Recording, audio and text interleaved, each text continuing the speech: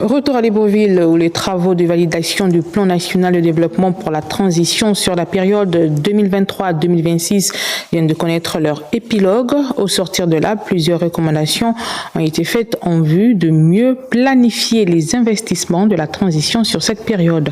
Lionel Boutso, Justin Diana, compte rendu. Les travaux de l'atelier de validation du plan national de développement pour la transition sont achevés ce jeudi, avec pour ambition de faire aboutir les projets d'investissement de l'État. L'atelier de validation de ce projet a donc permis de fixer le cap de la vision stratégique du développement pour la période 2024-2026, d'en définir les axes et de décliner un plan d'action pour sa mise en œuvre. Lors de ces travaux, il a été passé en revue sans complaisance l'articulation globale du plan, notamment les défis, la vision, les orientations stratégiques et les projets prioritaires sous-tendus par chaque secteur, le dispositif de suivi et d'évaluation des investissements projetés, et enfin, la stratégie de mobilisation des financements additionnels à consacrer pour sa mise en œuvre.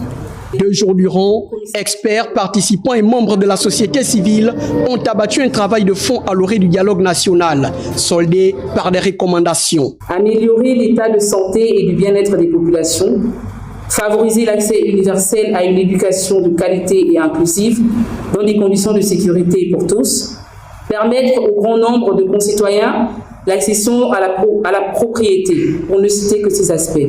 Cette rencontre annonce la volonté des plus hautes autorités de la transition à placer le Gabon vers le chemin de la félicité par une gestion des investissements responsable.